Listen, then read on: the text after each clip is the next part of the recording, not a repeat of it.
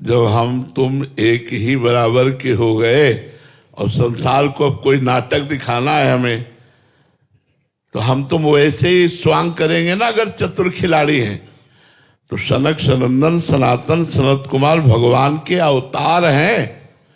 आप 24 अवतारों में आप देखिए, ये प्रथम सर्ग प्रथम भगवान का अवतार है, सनक सनंदन सनातन सनत कुमार। इनमें क्रोध नहीं है, इनमें भगवान की लीला की उत्पत्ति छुपी हुई है। अब भगवान लीला करना चाहते हैं जगत में आकर राम रूप से। अब उस लीला का विरोधी भी कोई होना चाहिए जिससे रंग बढ़े लीला में। तो रावण रूपी विरोधी चाहिए। तो रावण रूपी विरोधी कैसे बने? तो सनक सनंदन ने साफ दे दिया जय विजय को, क्योंकि निजी पार्षद ही भगवान का विरोध सह सकते, दूसरा तो सह नहीं सकता। जो ऐसे भगवान वैसे भगवान के पार्षद तो लीला करने के लिए जय विजय बन गए रावण कुंभकर्ण, और सरकार का अवतार होता है राम के रूप में, और विविध प्रकार की पावन लीलाओं की गाथा जो जगत का मंगल करने वाली है।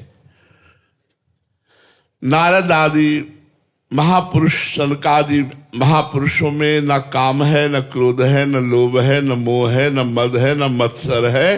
वो लीला के लिए सूत्र है, इसलिए उनका मिलान अपने कर्म बंधन से युक्त शरीरों से नहीं किया जा सकता। वो दिव्य महापुरुष थोड़ी देर के लिए क्रोध का अभिनय करते हैं, क्योंकि उनको लीला प्रकट करनी है। वो दिव्य महापुरुष थोड़ी देर के लिए काम का अभिनय करते हैं, ना कि उनमें कामना है।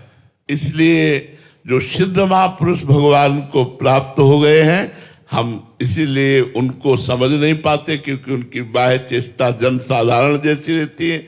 ऐसे ही भगवान की दिव्य लीलाओं में जो दिव्य महापुरुष हैं वो सब निर्विकार हैं, केवल भगवान की प्रेरणा से थोड़ी देर के लिए वो विकार का अनुभव करते हुए स्वांग कर रहे हैं कि हाँ भाई सनकादि क्रोध से युक्त हो गए।